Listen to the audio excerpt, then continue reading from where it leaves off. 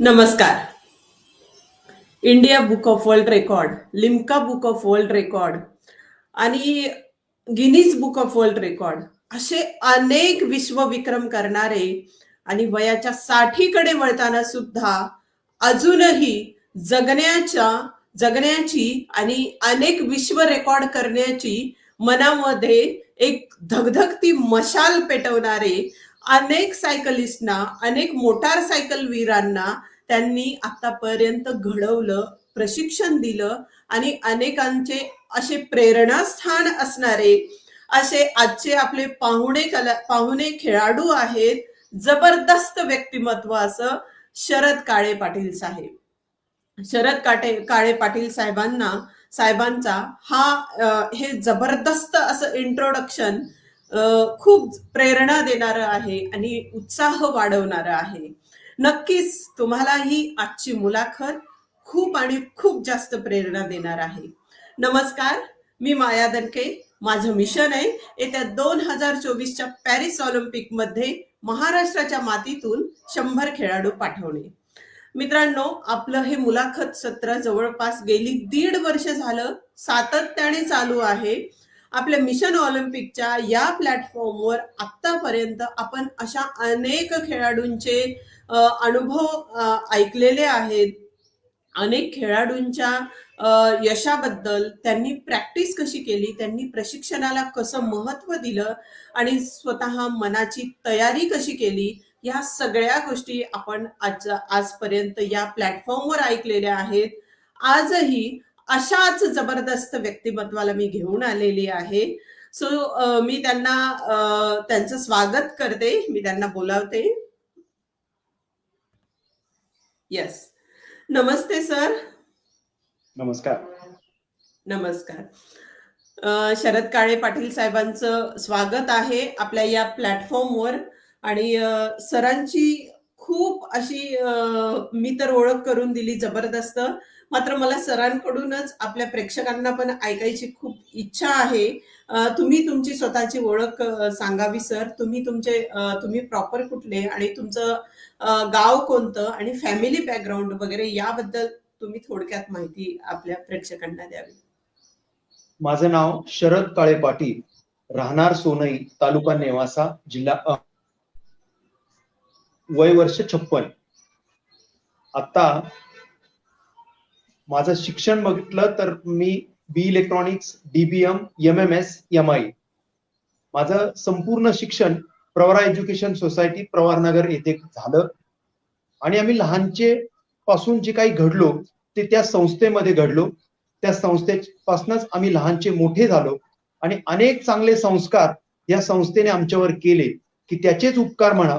या संस्थेतनं आम्ही आज जे काही घडलो ना त्याचे श्रेय या संस्थेचे संस्थापक आदरणीय स्वर्गीय बाळासाहेब विखे पाटील यांना जातं.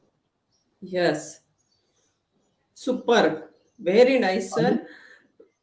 ह्याच संस्थेतनं शिक्षण झाल्यानंतर मी स्वतः एक 2-3 वर्ष 2-3 ठिकाणी नोकरी केली. म्हणजे माझं स्वतःचं सिलेक्शन इंडियन एअरलाइन्स मध्ये होतं, तिथे मी 8 महिने नोकरी केली. मी vehicle research and development establishment central government होते, तिथेही मी एक 7-8 महिने नोकरी केली आणि प्रवरा एज्युकेशन सोसायटीमध्ये पण मी एक 8 महिने नोकरी केली.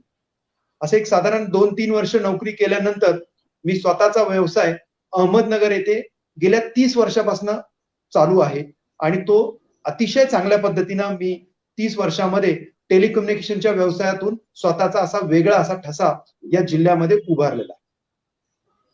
Super sir, very nice. खूपच जबरदस्त अशी ओळख तुम्ही करून दिलेली आहे. आणि सरांनी जसं आता सांगितलं की वय वर्ष 56 माझं चालू आहे सध्या. आणि वय वर्ष 56 असताना सुद्धा एवढी उमेद, एवढा उत्साह आणि एवढं जबरदस्त असं स्वतः राहणं आणि स्वतःच्या ध्येयावर सातत्याने काम करणं खरंच तुमच्या या सगळ्या गुणांना वाखाणण्यासारखं आहे. खूप जबरदस्त असं तुम्ही व्यक्तिमत्व आहात. मला असं पुढे विचारायचंय सर की तुम्ही आता जसं सांगितलं की माझं वय 56 वर्ष आहे. तर तुम्हाला वयाच्या 56व्या वर्षी सुद्धा या सगळ्या स्पर्धा करण्याची तुमच्यात खूप उत्साह असतो, एक वेगळा उमेद असते. तर या सगळ्या गोष्टींमागचं खरं प्रेरणास्थान कोण आहे? तसं बघितलं तर प्रेरणास्थान हे माझे आई वडील आहे, की ज्यांनी मला जन्म दिला आणि जे काही संस्कार माझ्यावर माझ्या आई वडिलांनी आणि ज्या ना मी पितृतुल्य मानतो असे स्वर्गीय खासदार बाळासाहेब विखे पाटील हेच माझे आदर्श आहेत आणि त्यांच्याच पावलावर पाऊल ठेवून मी आजपर्यंत माझी वाटचाल करत आलो. Super, very nice sir. खूपच जबरदस्त. आणि आपल्या महाराष्ट्रात किंवा आपल्या भारतात जर बघितलं तर असं वातावरण असतं की व्यायाम किंवा कोणताही व्यायाम प्रकार, सायकलिंगच नाही किंवा कोणताही व्यायाम प्रकार जर घेतला तर तो व्यायाम प्रकार आपल्या दैनंदिनीमध्ये समाविष्टच नाहीये. अशा भारतातल्या, महाराष्ट्रातल्या 60 to 70% लोकांच्या आयुष्यामध्ये व्यायाम प्रकार, कोणताच व्यायाम प्रकार अवेलेबलच नाहीये, उपलब्धच नाहीये त्यांच्या जीवनशैलीमध्ये. तर या सगळ्यांसमोर तुम्ही खूप मोठा आदर्श आहात. खरंच जबरदस्त.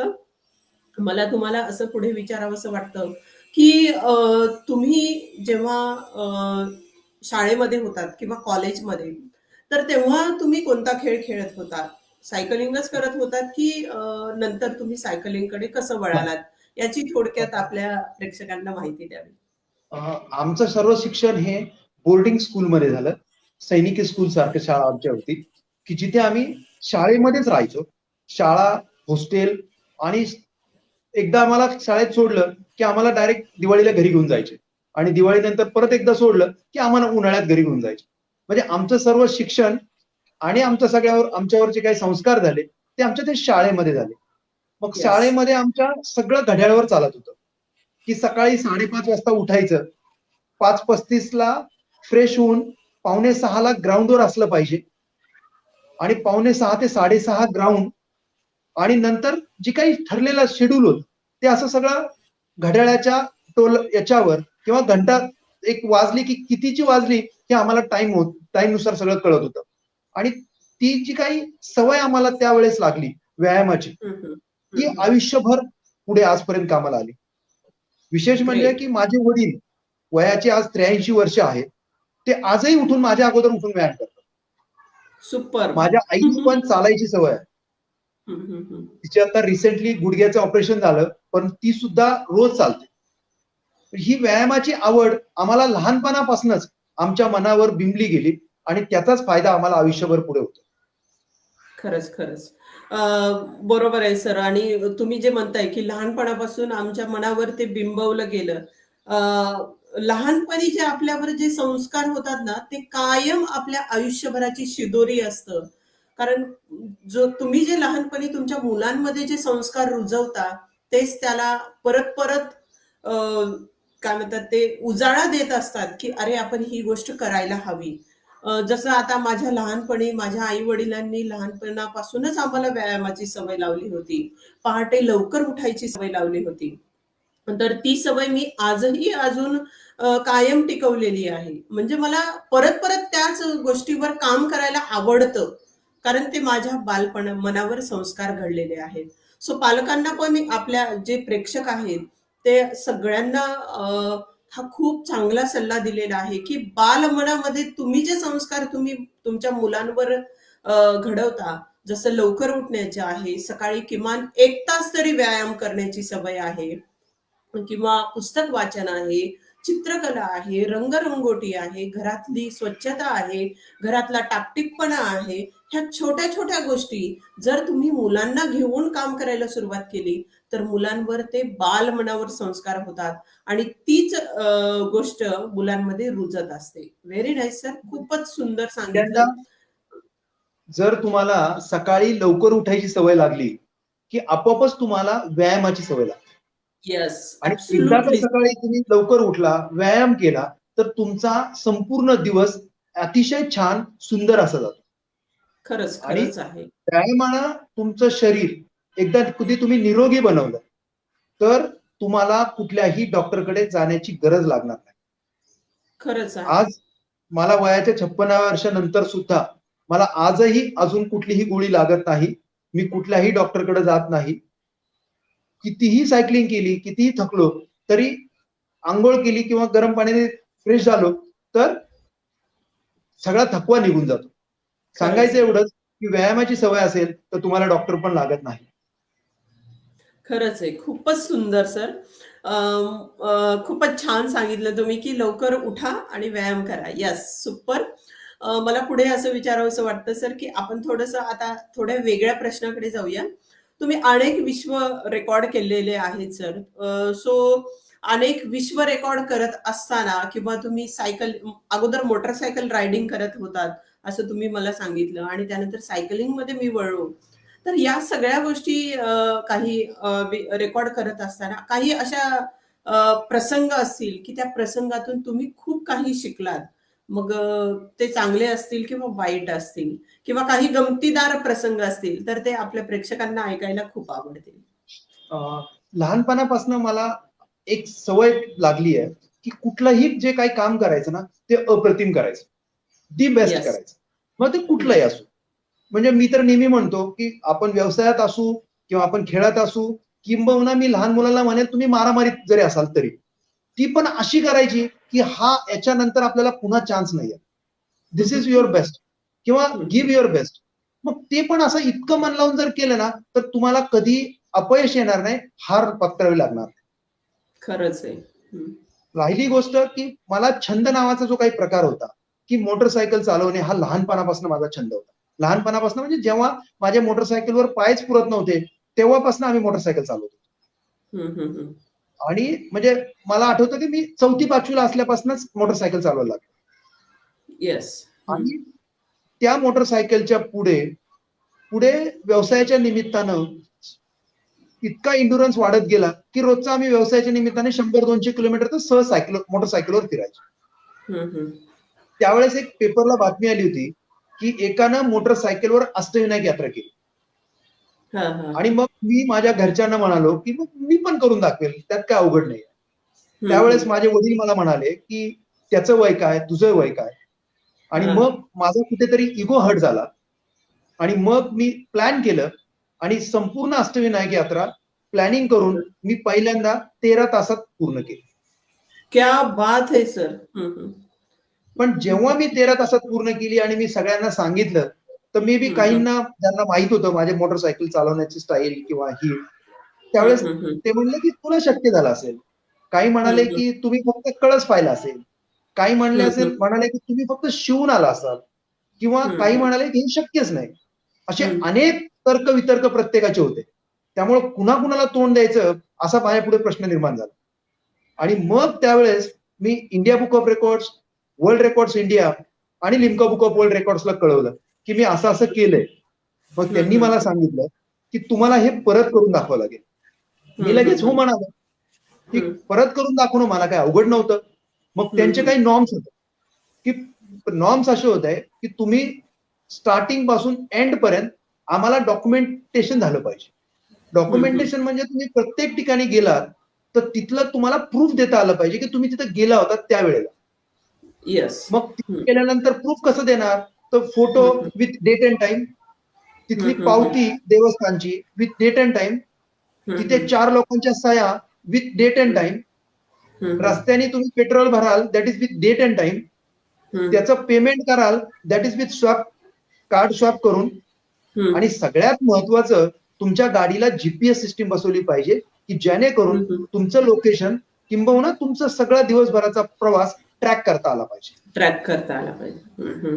मग ते सगळं करून मी पुन्हा एकदा जेव्हा अष्टविनायक यात्रा केली तेव्हा मी 12 तास 12 मिनिटांमध्ये केली आणि तो एक विश्वविक्रम झाला की जो अद्यापही कोणी मोडलेला नाही. सुपर. थँक्यू. तर मग अष्टविनायक यात्रा 12 तास 12 मिनिटात केल्यानंतर माझी मोटरसायकलची भूक वाढायला लागली की आपण एका दिवसामध्ये किती अंतर पार करू शकतो. मग अष्टविनायकचं अंतर होतं फक्त 550 किलोमीटर. मग त्यावेळेस मी कोल्हापूर नगर एक साधारण 700 किलोमीटरचं अंतर आहे. माझी मुलगी तिथे शिकत होती म्हणून कोल्हापूरला. मग मी मोटरसायकलवर एक दिवस कोल्हापूर नगर असा प्रवास केला आणि तोही मी सकाळी 5 वाजता सुरू करून रात्री 11-11:30ला मी 700 किलोमीटरचा प्रवास हा. मग ती भूक अजूनच वाढायला लागली की अरे बाबा आपण 700 किलोमीटरचा प्रवास साध्या 100cc वर करू शकतो, तर मग आपल्याला दुसरी एखादी चांगली मोटरसायकल मिळाली तर किती करू शकतो. बरोबर. मग मी नगर हैदराबाद नगर 1100 किलोमीटरचा प्रवास मोटरसायकलवर केला आणि तो अॅक्विला हाऊसिंगवर केला. सकाळी 5 वाजता सुरू होऊन मी रात्री 11-11:30ला हैदराबादवरनं रिटर्न आलो होतो. 1100 किलोमीटरचा प्रवास 14 तासात पूर्ण. बापरे. आणि मग मला असं कळालं की तुम्हाला सायकलिंग मध्ये जर काही रेकॉर्ड करायचं असेल किंवा आयर्न बट असोसिएशन जी काही अमेरिकेची संस्था आहे त्याच्यामध्ये तुम्हाला मेंबरशिप मिळवायची असेल तर तुम्हाला 1600 किलोमीटरचं अंतर तुम्हाला 24 तासात पूर्ण करा. अच्छा.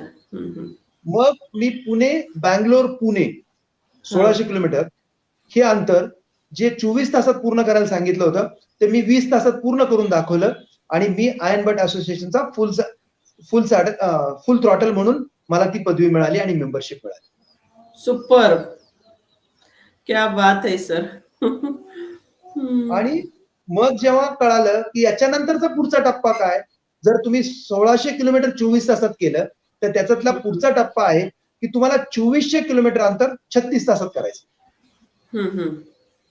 मग 2400 किलोमीटरचं अंतर त्यावेळेस मी पुन्हा चेन्नई पुणे म्हणजे पुन्हा बँगलोर 800 आहे आणि बँगलोर टू चेन्नई 400 आहे. मग पुन्हा चेन्नई पुणे असं 2400 किलोमीटरचं अंतर जे 36 तासात पूर्ण करायला सांगितलं ते मी 30 तासामध्ये पूर्ण करून दाखवलं. बापरे, कमाल आहे तुमची.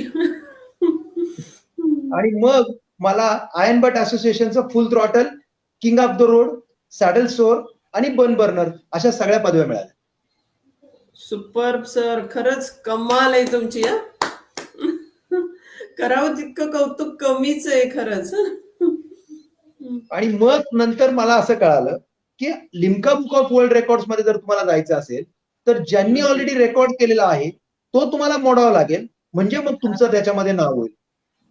मग मी पहिलं टार्गेट धरलं की भारताचा सुवर्ण चतुष्कोन जे आपल्या देशाचे राष्ट्रपती जे भारतरत्न माजी पंतप्रधान स्वर्गीय अटल बिहारी वाजपेयी यांचं स्वप्न होतं भारताचा सुवर्ण चतुष्कोन.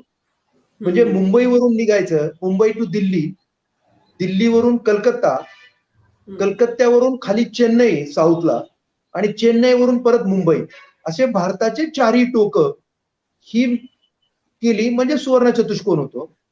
तर हे अंतर मोटरसायकलवर बँगलोरचे बालाजी यांच्या नावावर 89 तासाचा रेकॉर्ड होता, 6000 किलोमीटरचा अंतर. त्या बालाजींना जाऊन मी भेटलो, त्यांच्याकडनं सगळी माहिती घेतली आणि मी ठरवलं की या बालाजीचा विश्वविक्रम मोडायचा आणि आपल्या नावावर तो प्रस्थापित करायचा. आणि एक दिवस मी ठरवल्यानंतर त्या हिशोबाने मी प्लॅनिंग केलं आणि जसं मी तुम्हाला सुरुवातीला सांगितलं गाडीला जीपीएस लावायचं, लोकेशन सगळे डिटेल्स घ्यायचे, डॉक्युमेंटेशन करायचं, फोटोग्राफी करायची, पेट्रोल पंपाचे डेट टाइम घ्यायचं, पेमेंट स्टॉप करायचं, हे सगळं करून मुंबईवरून निघून मुंबई ते दिल्ली, दिल्लीवरून कलकत्ता, कलकत्त्यावरून चेन्नई आणि चेन्नईवरून परत मुंबई हे सगळे 4ही टोकं 5847 किलोमीटरचं अंतर 14 राज्यामधून जातं, 45 मोठ्या मोठ्या सिटीज मधून जातं. हे 5847 किलोमीटरचं अंतर मी नॉनस्टॉप 88 तासामध्ये मोडलं. बालाजींचा रेकॉर्ड 1 तासाच्या अगोदर मी कमी केला आणि माझ्या नावावर तो विश्वविक्रम केला. तो अद्यापही अजून कोणी मोडलेला नाही. अजूनही रेकॉर्ड नाही मोडलेलं ते नाही. 3.5 दिवसाच्या पिरियड मध्ये मी फक्त 4 तास झोपलेलो आहे.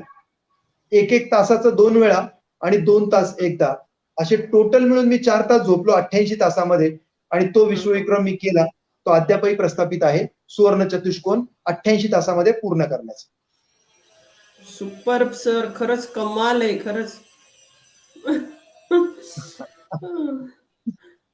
एवढं म्हणजे ऐकूनच ते असं वाटते की कसं काय करू शकता इतकं, म्हणजे आश्चर्य वाटायलंय खरंच. आमचा इंड्युरन्स एवढा आहे की सपोज आम्ही आज 3 दिवस जरी जागलो तरी जांभळी येणार नाही किंवा झोप येणार नाही. जबरदस्त. म्हणजे म्हणजे जेव्हा तुम्ही आम्ही ते आता सायकलिंगला शरीराला ती हेच लावली आहे, एक सवयच लावून सवय टाकली. लागली आहे. हो, हो.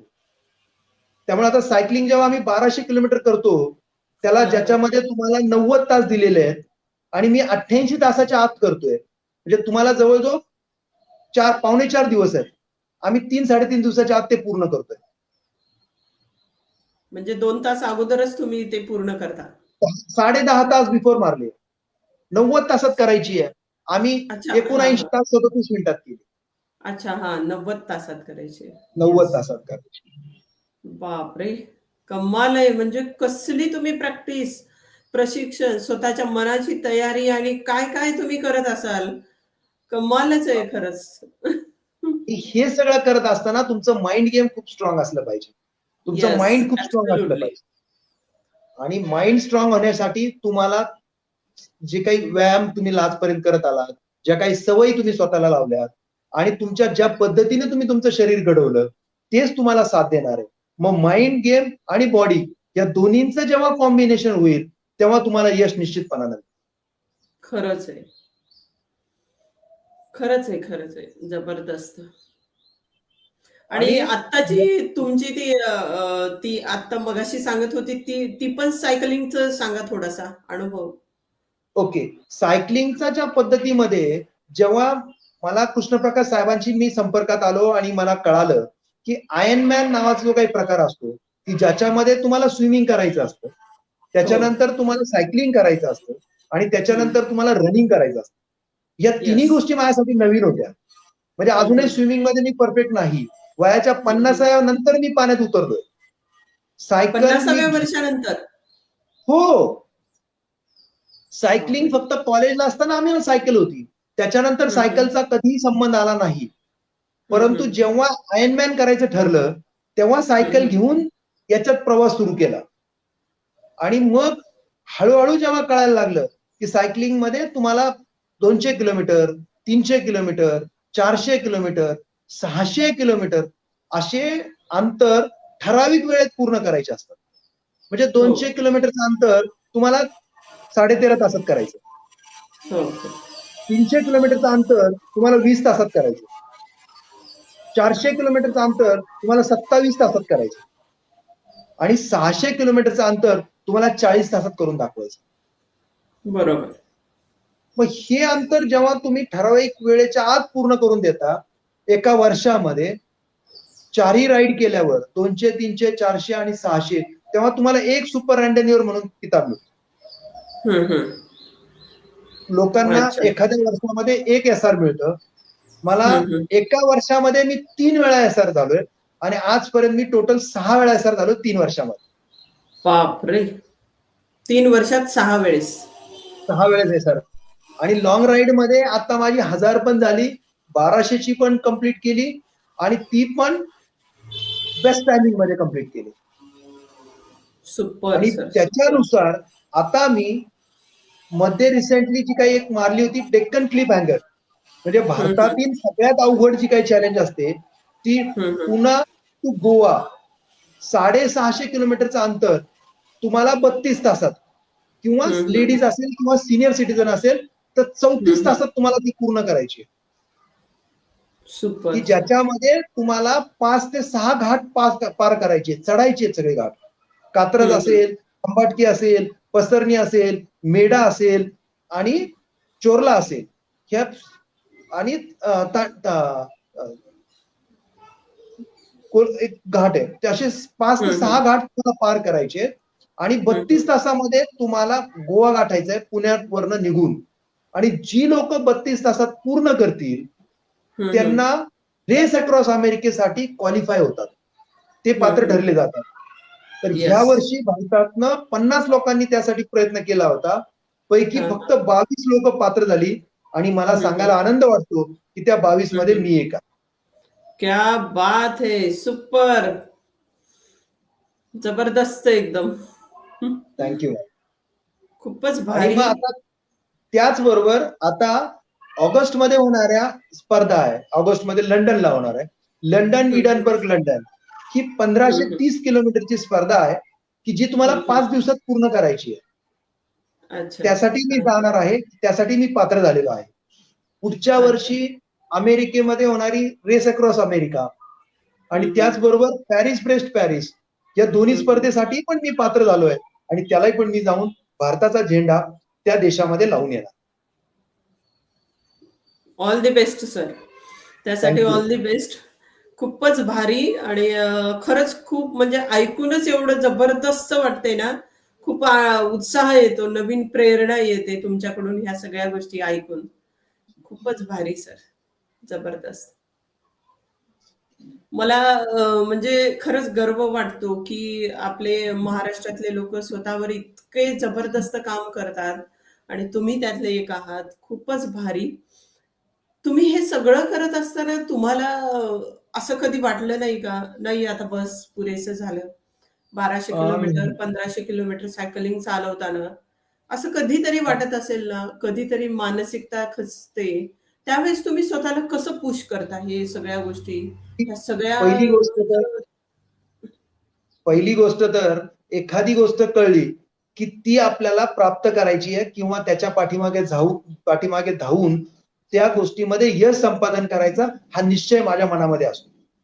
अपयश नावाचा प्रकार आपल्या जवळ नाही. किंबहुना जोपर्यंत त्यामध्ये यश मिळत नाही, तोपर्यंत आपण शांत बसायचं नाही, असा निर्धार मनाशी पक्का ठरवलेला असतो. आणि एक सुपर सर. गोष्ट कळली, की तिच्या मागे धावायचं, ते यश संपादन करायचं आणि व्हॉट नेक्स्ट म्हणून शोधायला लागायचं. जेव्हा 600 झाली, तेव्हा कळलं की 1000 करायची. 1000 पूर्ण झाली, कळलं की 1200ची पूर्ण करायची. 1200 झाली, की आता कळलं की 1500ची पूर्ण करायची. त्यामुळे ह्या गोष्टी चालूच राहतात. परंतु आपण एखाद्या गोष्टीच्या पाठीमागे प्रयत्न करायला लागलो आणि आपली इच्छाशक्ती दांडगी असली, तर तुम्हाला यश नक्की मिळतं, निश्चितपणाने मिळतं. अडी-अडचणी येत असतात. प्रत्येकाला येतात. परंतु त्या अडी-अडचणीवर तुम्हाला मात करता आली पाहिजे आणि मात करून पुन्हा एकदा अपयश जरी आलं, तरी त्या यशासाठी तुम्हाला धडपडत राहिलं पाहिजे, प्रयत्न केले पाहिजे. Yes, yes. Absolutely sir. जबरदस्त एकदम. खरंच म्हणजे पण असं कुठेतरी तुम्हाला असा एखादा अनुभव असेल ना, की तो अनुभव तुम्हाला किंवा मी त्यातून खूप मला स्वतःला मी सावरलं. मी अ, स्वतः खूप असं खचलो होतो किंवा माझा इंजुरी एखादी झाली होती किंवा माझी अ, मानसिकता खचली होती. पण मी स्वतःला असे तिथून खूप उभारी दिली. नाही असे खूप अनुभव आहे. एकदा मी एव्हरेस्टिंग करत होतो. एव्हरेस्टिंग म्हणजे माउंट एव्हरेस्ट एवढ्या उंची इतकी एखादी इकडं टेकडी आहे, तितक्या वेळा तुम्हाला अपडाऊन करायची आहे. म्हणजे आमच्या हं, नगर जिल्ह्यामध्ये पांढरी पूल नावाचा एक घाट आहे, की ज्याची हं, हाईट आहे 120 मीटर. तर तो हं, मला हं. 82 वेळा वर खाली करायचा होता. खाली वरती म्हणजे 82 वर वेळा. जायचं, खाली यायचं. असं मला 82 वेळा सायकलिंग. करायचं. सायकलिंग. सायकलिंग. हां, हं. हो. हे टोटल इलिव्हेशन तुमचं 8000 होईल म्हणून. हं, आणि हं. हे करण्यासाठी मला 32 तास लागणार होते. दिवस-रात्र म्हणजे दीड दिवस. हं, हं. ओके. हे हं. करत असताना रात्री 2 वाजता मला एका चोराने अडवलं हं, हं. आणि त्याही केसमध्ये आम्ही त्या चोराला धरलं, मारलं आणि पोलिसांच्या ताब्यात दिलं. हं, हं. हा एक अनुभव माझ्यासाठीच होता. येस. किंबहुना बरोबर. आता ही 1200 ची सायकलिंग करत असताना माझ्या हं. बरोबरचा रायडर माझ्या थोडासा पुढे चाललेला त्याचा हं, अपघात हं. झाला. तो कुठे झाला? तो हं, हं. हुबळीमध्ये झाला. मग हं, त्या हं. केसमध्ये हुबळीमध्ये तुम्हाला सगळं मॅनेज करायचंय. तिथल्या पोलीस बरोबर. स्टेशनची कोऑर्डिनेट करायचंय. तिथली हं. अँब्युलन्स बोलवायची. नो डाउट पोलीस आले की अँब्युलन्स येते. त्या येतेच. पेशंट सगळं क्लिअर करायचंय आणि हं, हं. त्यातनं सावरून मग तुम्हाला बाहेर निघायचंय. त्या माझा एक बरोबर. मित्र अमर संकपाळ त्याचा हं, अपघात हं. झाला आणि हं, हं. त्यामध्ये माझा 1 तास गेला. त्याचं हं, सगळं हं. व्यवस्थित लावलं आणि मग मी हुबळीतनं रात्री निघालो. त्यामुळं अशी अनेक प्रसंग आयुष्यामध्ये येतात, की हं, हं. ज्याच्यावर तुम्हाला मात करून पुढे चालायचं. हो, बरोबर आहे. त्यामुळे तुम्ही just a second. Gratitude alarm. Yes. त्यामुळे तुम्ही या सगळ्या प्रसंगातून स्वतःला खरंच खूप सावरलं आणि मला असं वाटतं, की तुमच्या सोबतचे जे रायडर्स आहेत, त्यांना पण असं वाटत असेल, की अरे शरद साहेब आहेत आपल्यासोबत, शरद काळे पाटील सर आहेत आपल्यासोबत. म्हणजे आपला उत्साह अजून जास्त वाढेल. असे पण भरपूर तुम्ही अनेक सायकलिस्टला मी ऐकले की खूप प्रोत्साहन देता, खूप प्रेरणा देता आणि खूप मदत करता. असं पण मी बऱ्याच वेळेस ऐकलेलं आहे तुमच्या बाबतीत. एकमेकाच्या सानिध्यामध्ये आपण राहिलो, की निश्चितच आपण एकमेकाकडनं शिकत असतो. आणि बरोबर. आम्ही आता जसं पंढरपूर यात्रा आम्ही एक सायकल रेस काढतो. म्हणजे हं, हं. नगरवरनं पंढरपूरला आम्ही दरवर्षी जातो. आणि मग हं, हं. सायकलिस्टला बरोबर घेऊन जायचं. सगळ्यांनी बरोबर राहायचं. आणि त्या हं, हं. केसमध्ये एखादा रायडर मागे राहिला, तर मी त्याच्याबरोबर राहून त्याला पुल ऑन करतो. एखादा पुढे हं, गेला तर त्याला कंट्रोल करून, "बाबा तू थांब, जास्त पुढे जाऊ नको. आपल्याला इथं हं, हं. थांबायचंय." आणि ह्या सगळ्यांचं कोऑर्डिनेशन करून, की ती हं, ग्रुप हं. ॲक्टिव्हिटी असते. एकमेकांपासून शिकायचं पण असतं. आणि हं, हं. आपण आयुष्यामध्येच एकमेकांकडे बघूनच आपण शिकत असतो. किंबहुना आपल्या बरोबर, जे काही चुका आपल्या झाल्यात, त्यातनं आपण अनुभवातनं आपण शिकत असतो. तेच मी करतो बरोबर. आणि माझ्याबरोबर राहणारे पण माझ्यापासून प्रेरणा घेऊन किंवा शिकत असतात. खरंच सर, खरंच जबरदस्त सर. खूपच भारी. आणि तुम्ही तुमच्या मनाला इतकं स्ट्रॉंग केलेलं आहे, म्हणजे 1200-1500 किलोमीटर सायकलिंग चालवणे आणि त्यामध्ये कितीतरी प्रसंग असे आले असतील, की ज्यातून तुम्ही स्वतःला सावरलेलं आहे आणि तरी पण तुम्ही आता नेक्स्ट टार्गेट ठेवलेलं आहे, रेस ऑफ रेस काय? Across America. हां, race race across across America. America. हां, रेस अक्रॉस अमेरिका ती करायची म्हणून. म्हणजे स्वतःला इतकं तयार करणं म्हणजे यासाठी खूप काही मेहनत लागते. तर यासाठी तुम्ही तुमचं शेड्यूल सांगा किंवा तुमचं न्यूट्रिशन्सचा, तुमच्या सोबतचे सहकारी असतात, त्यांचा काय रोल असतो? तुमचे घरातले की जेणेकरून त्यांचा कसा सपोर्ट असतो? याबाबत पण थोडंसं सांगा. निश्चितच आपल्या घरच्यांचा सपोर्ट असल्याशिवाय आपण हे सगळं काही येस. करू शकत नाही. हं, दुसरी हं. गोष्ट की आपण त्यासाठी प्रयत्न करणं किंवा कष्ट घेणं या गोष्टी आपल्यासाठी असतात किंवा आपल्यावर असतात. मग रोज सकाळी उठणं, रोज सकाळी व्यायाम करणं आणि त्याचबरोबर म्हणजे मला सांगायला आनंद वाटतो, की मी निर्व्यसनी आहे. हं, माणसानं हं. निर्व्यसनी असलं तर माणसाचे बरेच आजार त्याच्यापासून दूर राहतात. बरोबर. माणसाच्या सवयी त्या जर चांगल्या असल्या, तर निश्चितच त्या सवयीचा फायदा तुम्हाला होतो. आणि बरोबर. बऱ्याच गोष्टी लोकांना काय खावं यापेक्षा काय खाऊ नये, हं, हं. कधी खावं, किती खावं हे कळायला पाहिजे. आपल्याला काही बरोबर. कळतं की हे खाल्लं पाहिजे. परंतु हं, किती हं. खाल्लं पाहिजे आणि कधी खाल्लं पाहिजे, कधी खाऊ हं, नये हं. ह्याच गोष्टी कळत नाही. हं, हं, हं. साधी गोष्ट असेल पाणी पिण्याची पण असेल. पाणी हं, कसं हं. प्यावं याचे पण नियम आहेत. हं, हं. आयुर्वेदाने आपल्याला शिकवलं आणि आपण ते जर पाळलं तर त्याचा आपल्याला फायदा होतो. कुणी हं, म्हणेल हं. काही होत नाही किंवा काय फायदा होतो? तर त्याचा हं, हं. छोटा-छोटा प्रत्येक गोष्टीचा परिणाम आपल्या शरीरावर, आपल्या मनावर होत असतो आणि त्याचेच फायदे आपल्याला पुढे मिळत असतात. आणि म्हणून अगदी आपण आपला आहार, आपला विहार, आपले विचार, आचार या सगळ्या गोष्टीचा परिणाम किंबहुना इफेक्ट हा तुमच्या पर्सनॅलिटीवर, तुमच्या विचारावर सगळा अवलंबून असतो. आणि मग बरं. तुम्ही चांगल्या लोकांमध्ये राहिलात, तुम्ही चांगले वागलात, तुम्ही चांगलं वाचन केलंत आणि तुम्ही चांगलेच विचार केलेत, तर निश्चितच तुमचं सगळं चांगलं होईल या मताचा मी आहे.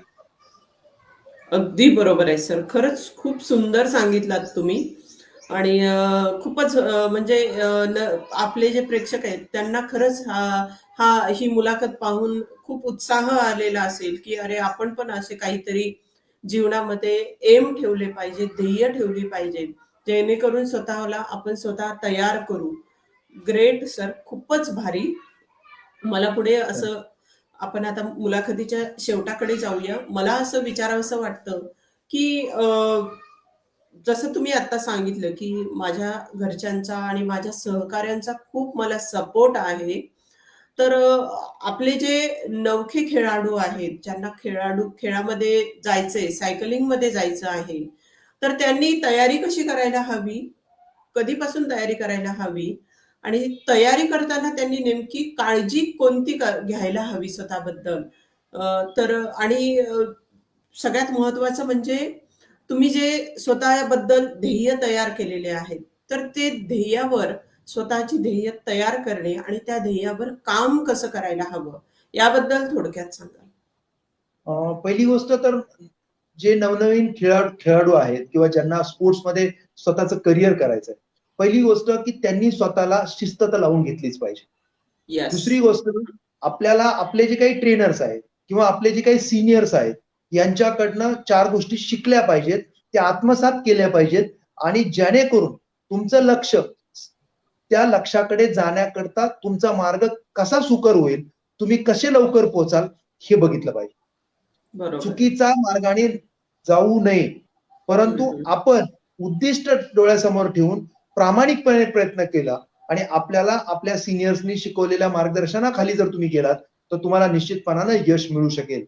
राहिली गोष्ट डाएटच्या बाबतीत, तर मी त्याही पेक्षा म्हणेल तुम्ही स्वतःला निर्व्यसनी जर ठेवलं तर निश्चितच त्याचा फायदा तुम्हाला स्वतःला होईल.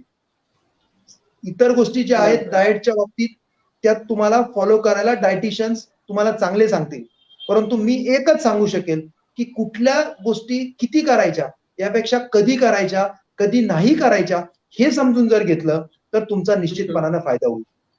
खरंच आहे. आणि राहिली गोष्ट करिअरच्या बाबतीत, तर मे बी यदा कदाचित सायकलिंग एक करिअर नाही होऊ शकणार, नाही. परंतु त्या सायकलिंग करताना तुमच्या 2-3 गोष्टी होतील. एक तर पहिली गोष्ट तुम्हाला व्यायामाची सवय लागेल, तुमची बरोबर. शरीरयष्टी चांगली बनेल. तुमची शरीरयष्टी चांगली झाली की त्याचा फायदा तुम्हाला तुमच्या इतर गोष्टीमध्ये निश्चितपणाने होईल आणि तुम्ही यदा कदाचित तुम्ही कुठल्याही क्षेत्रात जाल, मे बी यदा कदाचित तुम्ही युपीएससीला जाल, तुम्ही एमपीएससीला जाल किंबहुना तुम्ही इतर क्षेत्रामध्ये जाल, उद्योगधंद्यामध्ये जाल, परंतु ते करत असताना या गोष्टीचा तुम्हाला निश्चितपणाने आनंद म्हणून पण फायदा होईल. त्याचा तुम्हाला बरोबर. आनंद तर राहिली गोष्ट तुम्हाला करिअर म्हणून जर करायचं असेल, if you are being an extraordinary, तुमचे टीचर्सला तुमच्यामध्ये चार्म दिसला तर तुम्हाला सपोर्ट करणारी लोक आहेत. आपला देश, आपल्या देशाचं प्रतिनिधित्व करण्याची तुम्हाला संधी मिळाली तर त्या संधीचं सोनं करायचं एवढंच आयुष्यामध्ये प्रत्येकाने ठेवावं, जिद्द ठेवावी, निश्चितपणाने यश मिळेल. Very good sir. खूपच सुंदर संदेश दिलात तुम्ही आपल्या ह्या सगळ्या नवख्या खेळाडूंना आणि खूपच भारी जबरदस्त असा संदेश दिलात तुम्ही की जिद्द आणि मनाची तयारी, इच्छाशक्ती असेल तर कोणतीही गोष्ट अशक्य अशी नाहीये. प्रत्येक गोष्ट आपण करू शकतो. वयाच्या कोणत्याही वयामध्ये आपण करू शकतो. ही जबरदस्त इच्छाशक्ती तुम्ही केली आणि जसं सरांचं मला म्हणजे प्रत्येक रेसमधून हे जाणवलं जे सांगत होते, की तुम्ही योग्य असं नियोजन जर केलं ना, तुम्ही योग्य प्लॅनिंग जर केलं तर नक्कीच तुम्हाला यश मिळतं. जसं सरांनी आता सांगितलं, की प्लॅनिंग करून मी जायचो.